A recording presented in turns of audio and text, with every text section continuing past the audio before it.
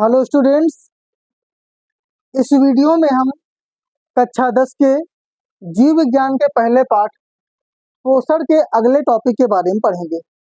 इससे पहले हम पौधों में पोषण, अमीबा में पोषण पढ़ चुके हैं। अब इस वीडियो में हम मानव में पोषण पढ़ेंगे, जो कि सबसे महत्वपूर्ण टॉपिक है, बड़ा टॉपिक है मानव में पोषण, न्यूट्रिशन इन ह्यूमन। तो मानव में पोषण, तो पोषण तो जानते ही, हम भोजन करते हैं जिससे ऊर्जा मिलती है। उस ऊर्जा का हम शरीर में जो यूज करते हैं, जो हमारा यूज होता है, जैसे कि वृद्धि विकास होता है, यही सब होता है पोषण। अब मानव में पोषण, पर पोषण पढ़ने से पहले पोषण कहाँ होता है, कैसे होता है, ये पढ़ना जरूरी है। तो मानव में पोषण के लिए एक तंत्र होता है, इसे कहते हैं पाचन तंत्र। तो हम पहले पढ़ेंगे मानव का पाचन तंत्र, यानी डाइजेस्टिव सिस्टम। तो मानव का डाइजेस्टिव सिस्टम पढ़ना, पाचक तंत्र। अब जो मानव का पाचक तंत्र है, अगर हम इसके पार्ट्स करें तो ये दो भागों में बटा हुआ है। एक तो होता है आहार नाल, जो सबसे महत्वपूर्ण टॉपिक है और एग्जाम में बहुत पूछा था। आहार नाल अंग्रेजी में कहते हैं एलिमेंट्री कैनाल, आहार नाल।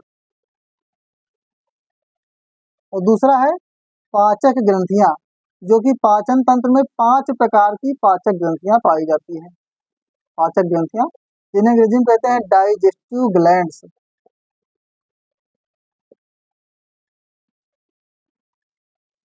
पाचक ग्रंथियां। तो आहार नल हमारे शरीर में मुख से लेकर गुदा तक आहार नाल पाई जाती है। तो आहार नल की जो लंबाई होती है वो लगभग 8 से 10 मीटर के आसपास होती है। तो इसी आहार नाल के अंदर भोजन का पाचन होता है और इसी आहार नाल से संबंधित 5 प्रकार की पाचक ग्रंथियां होती हैं। पहले हम इनका नाम लिख देते हैं, उसके बाद फिर चित्र बनाकर उन्हें समझाते हैं कि कौन कहाँ पर होता है। जैसे आहार नाल की बात करते हैं, तो आहार नाल की शुरुआत होती है मुख से। तो पहला भाग हुआ मुख, फिर दूसरा मुख गुहा,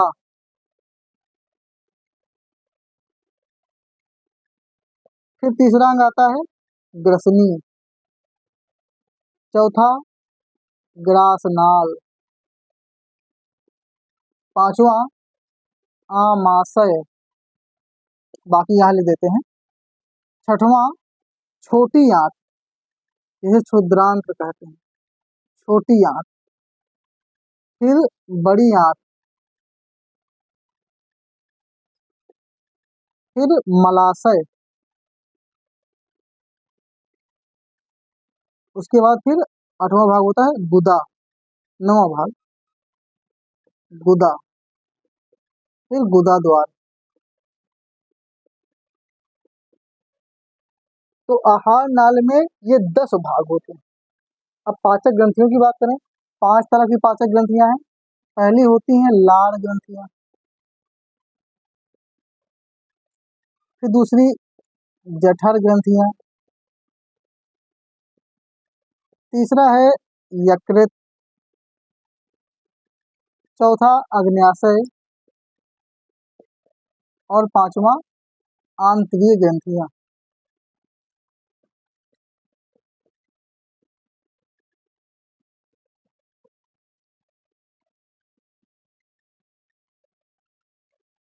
तो हमारे शरीर में जो पाचन तंत्र है उसमें ये भाग आते हैं। आहार नाल में पहला है मुख, जैसे हमारा मुंह होता है, फिर मुंह के पीछे मुख गुहा, यानी मुंह के पीछे जब मुंह खोलते हैं तो मुंह का खुला हुआ भाग, यहाँ पे दांत है, जीभ है, उस भाग को कहते हैं मुख गुहा।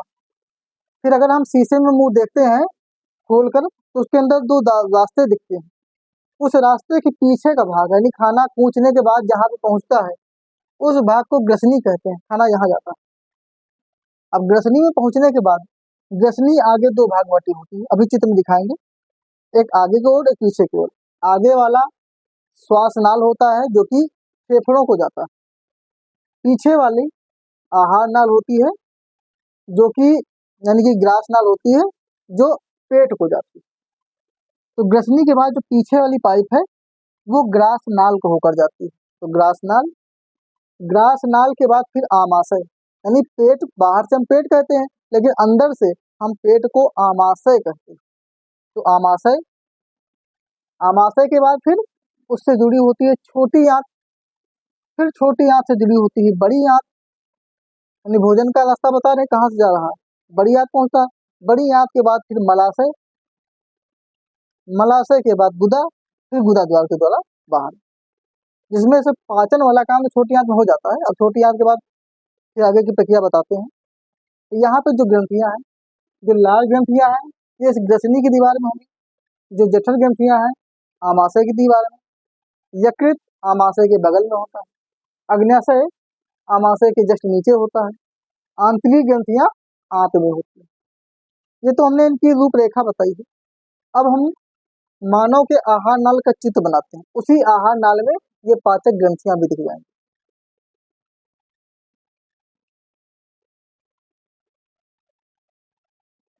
आहार नाल,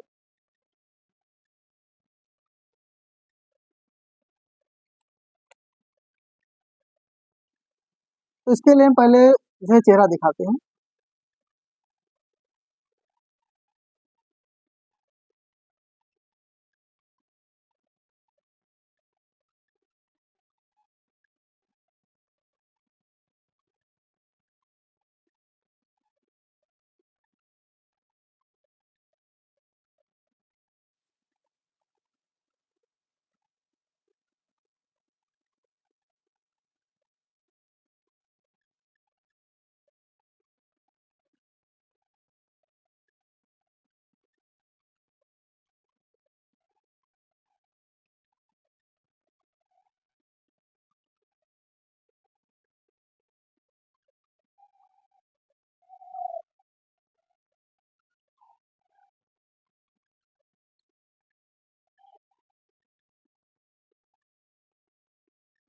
तो इस तरह दिख रहा है। तो ये यहाँ पर मुख है, मुख के पीछे मुख गुहा, यानी जहाँ पे दांत और जीभ होते हैं। फिर उसके पीछे ग्रसनी है, ग्रसनी के आगे देखिए कि ये नलिका निकली, ये नलिका जो है ये जाती है श्वास नाल की ओर। तो जो पीछे की है ये ग्रास नाल है। अब ये ग्रास नाल यहाँ जा रही है, फिर यहाँ पे आमाशय बना हुआ है, फिर आमाशय के बाद यहाँ पे होती है अग्न्याशय। ये सारे रास्ते जोड़ देते हैं। अब ये ग्रहणी है, फिर यहाँ पर ये बड़ी आंत,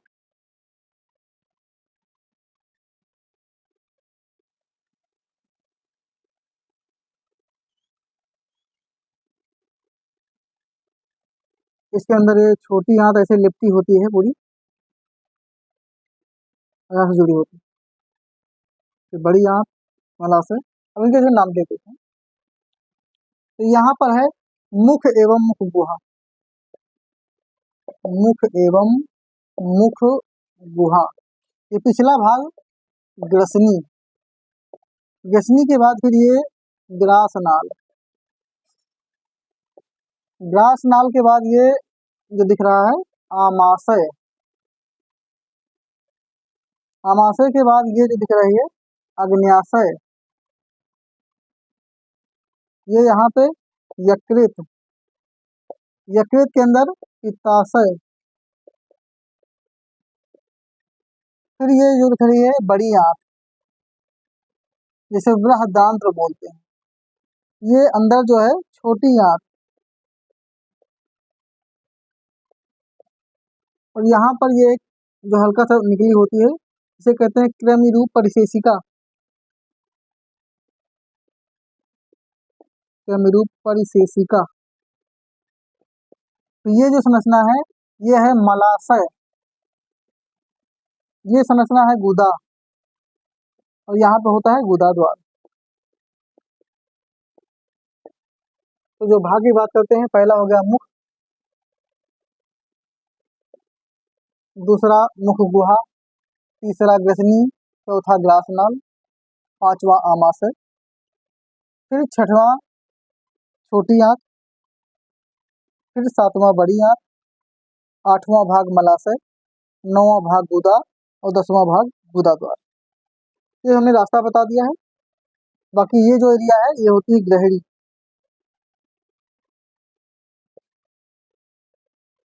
अब हम शुरू करते हैं अपनी वीडियो। तो यहाँ पे हम बात कर रहे हैं पहले मुख। तो जो आहार नाल है इसकी शुरुआत मुंह से होती है। अब पहले इस बात करते हैं मुंह क्या होता है। तो जो दो होंठ हैं, इन होठों के बीच की संरचना को हम मुंह कहते हैं। फिर जब दोनों होठों को खोलते हैं तो अंदर का भाग दिखता है, जहाँ पर दांत है, जीभ है, उसे कहते हैं मुख गुहा।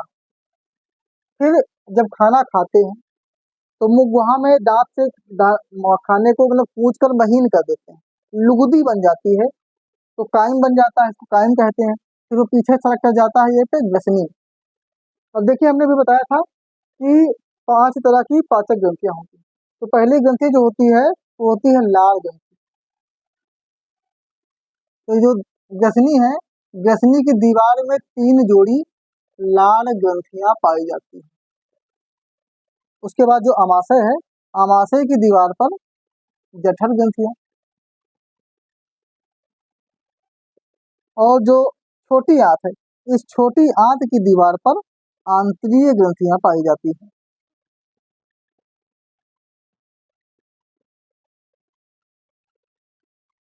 तो जो पाचन तंत्र की यहाँ बात कर रहे हैं, जब मुख से मुख गुहा से जब भोजन कायम यानी लुगदी या कायम कहते हैं, पीछे जाता है ग्रसनी में। तो ग्रसनी की दीवार में जो लाल ग्रंथियां हैं, इन लाल ग्रंथियों से लार निकलती है। तो लार ग्रंथियों से निकलती है लार। अब इस लार में एक एंजाइम होता है, इसका नाम होता है टाइलिन। टाइलिन नाम का एंजाइम निकलता है।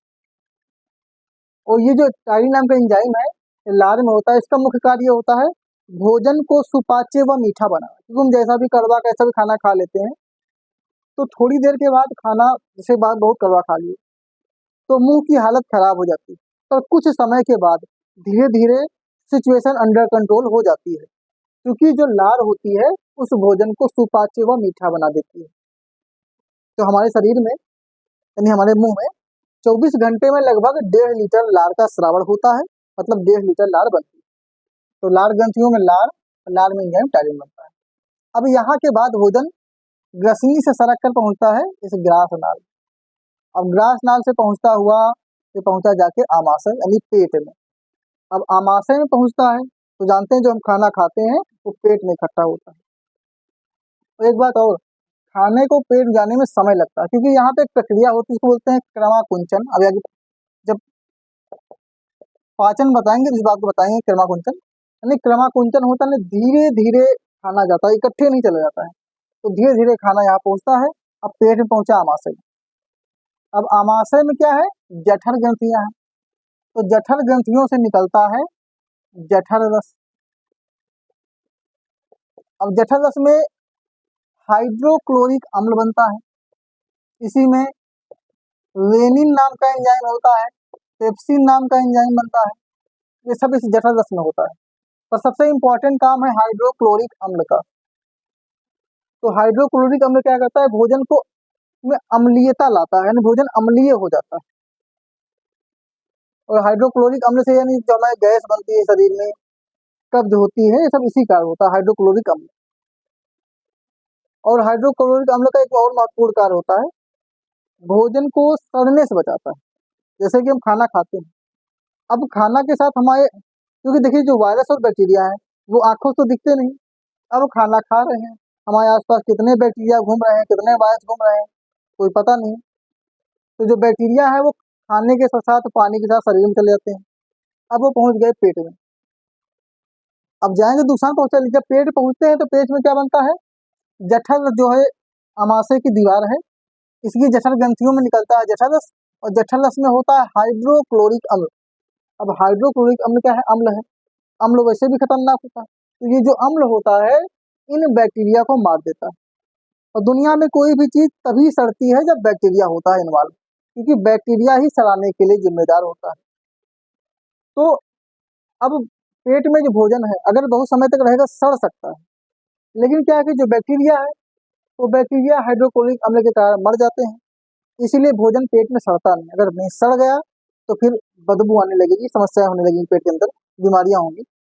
तो हाइड्रोक्लोरिक अम्ल जो है भोजन व जल के साथ आए हुए बैक्टीरिया को मारता है, भोजन को अम्लीय करता है।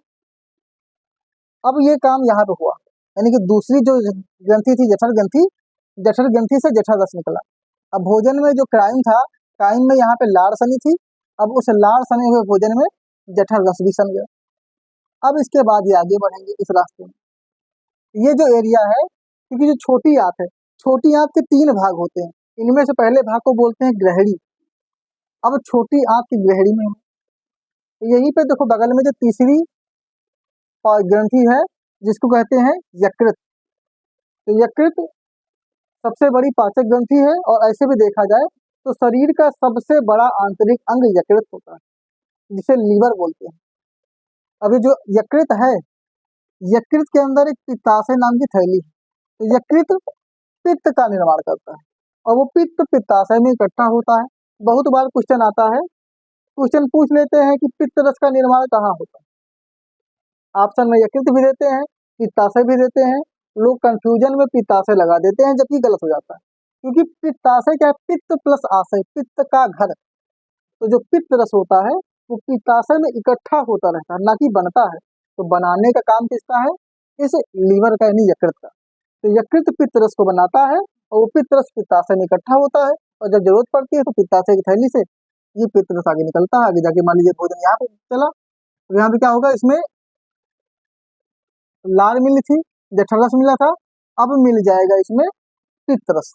और एक बात और, जो पित्त रस है, पित्त रस से कोई पाचक एंजाइम नहीं स्रावित होता, लेकिन पित्त रस का काम यह होता है कि भोजन को क्षारीय करता है। क्योंकि यहाँ पर जो जठर रस था, जठर रस ने अम्लीय कर दिया, अब ये पित्त रस भोजन को क्षारीय कर देगा।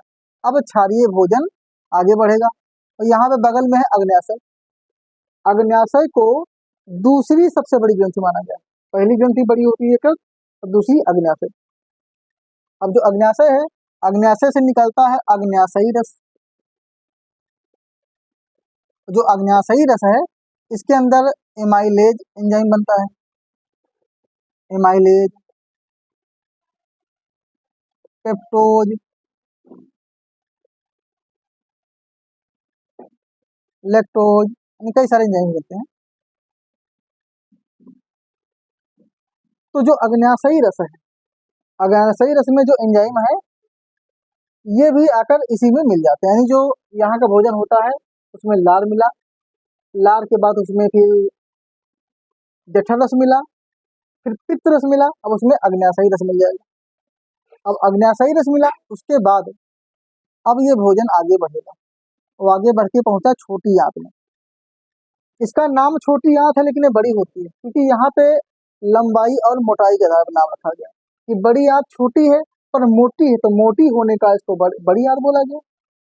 और जिसको छोटी आंत बोला गया, असल में बहुत बड़ी होती है, लेकिन इसको छोटी आंत इसलिए बोला गया है क्योंकि इसकी लंबाई ज्यादा होती है। सॉरी, लंबाई तो ज्यादा होती है, ये पतली होती है।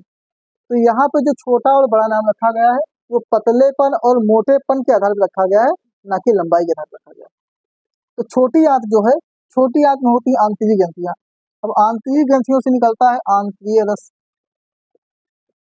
अब आंतरिक रस में कुछ एंजाइम बनते हैं, जैसे कि इनमें लैक्टेज, सुक्रेज, ये सब एंजाइम इसके अंदर बनते हैं। अब आंतरिक रस फिर भोजन में सम जाता है, तो यहाँ पे फाइनल पाचन होता है, यानी जो प्रोटीन, कार्बोहाइड्रेट, वसा जो चीजें खाए हुए हैं, उनका फाइनल यहाँ पे पाचन हो जाता है। तो हमारे सभी के अंग देख ही रहे हैं कि कहाँ से कहाँ तक बढ़ गए हैं, यानी 7वें नंबर पहुंच, छोड़ी अभी क्या है, हाँ, छोटी आंत 6वें नंबर पे है। तो छोटी आंत में खाना पच जाता है। अब जो खाना छोटी आंत में नहीं पचा, अब वो पचने वाला नहीं। अब यहाँ से ये जो क्रमरूप परिशेषिका है, इसे अपेंडिक्स कहते हैं अंग्रेजी में, ये पहले हम लोगों में सक्रिय थी, लेकिन अब ये अवशेषी अंग बन चुकी है। जब क्रमरूप परिशेषिका थी, वो उस समय जब आदि मानव घास फूस खाते थे, सब कुछ खा जाते थे, पर अब सब कुछ पचा नहीं पाते हैं, क्योंकि समय के अनुसार चेंज हो चुका है। तो अब ये क्रमरूप परिशेषिका एक अवशेषी अंग बन चुकी है। अब यहाँ से छोटी आंत बड़ी आंत से कनेक्ट होती है, तो जो भोजन नहीं पचा वो जाता है बड़ी आंत में। अब बड़ी आंत में कुछ दीर्घ रोम होते हैं, वो दीर्घ रोम इस अपचित भोजन का जितना भी जल होता है उसको सोख सोख के खींच लेते हैं, और बाकी जो सूखा सूखा मटेरियल होता है वही बन जाता है मल, जो कि मलाशय यानी मल प्लस आशय जिसे लैट्रिन बोलते हैं, वो इसी मलाशय में इकट्ठा हो जाता है और फिर मलाशय से जाता है गुदा में, और फिर समय समय से गुदाद्वार के द्वारा शरीर से बाहर निकाल दिया जाता है। तो ये हमारा आहार नाल है, यानी पूरा पाचन तंत्र में बता दिए। आहार नाल भी इसी में हो गया और इसी में पाचक ग्रंथियां। एक बार फिर से रिवाइज करा देते हैं कि खाना सबसे पहले जाता है मुंह में, फिर मुंह के बाद मुंह के अंदर मुंह गुहा, मुंह गुहा में जब दांत से जीभ से पूछते हैं, भोजन को पूछ देते हैं, महीन कर देते हैं, लुगदी बना देते हैं, तो पीछे जाता है ग्रसनी में, फिर ग्रसनी में लार ग्रंथियों का लार मिल जाता है, फिर खाना ग्रास नाल से होता हुआ आमाशय में जाता है, यहाँ पे इसकी दीवार में जो जठर ग्रंथियां हैं इसका जठर रस मिल जाता है, भोजन अम्लीय हो जाता है। फिर बगल में जो पित्ताशय है, पित्ताशय से पित्त रस आके भोजन को फिर क्षारीय बना देता है। इधर जो अग्न्याशय है, अग्न्याशय से अग्न्याशयी रस मिल जाता है। फिर ये छोटी आंत में पहुंचता है जहाँ पे फाइनल भोजन का पाचन हो जाता है। जो भोजन नहीं पच पाता वो जाता है बड़ी आंत में, बड़ी आंत में भोजन के जल को सोख कर खींच लिया जाता है, और सूखा हुआ जो भाग होता है, अपचित भोजन होता है, वो मल बनकर मलाशय में इकट्ठा हो जाता है। उसके बाद फिर वो मल गुदा में पहुंचता है और फिर समय समय पर गुदाद्वार द्वारा शरीर से बाहर निकाल दिया जाता है। तो ये हमारा आज के वीडियो का टॉपिक हो गया मानव का पाचन तंत्र, जिसमें आहार नाल हो गया, पाचक ग्रंथियां हो गई, पाचक रस हो गए, पाचक एंजाइम हो गए। अब इसके बाद अगले वीडियो में हम मानव में पोषण और पाचन की प्रक्रिया पढ़ेंगे कि पाचन कैसे होता है, कैसे खाना पचता है, कैसे पोषण होता है। तो आज का वीडियो यहीं पे समाप्त करते हैं।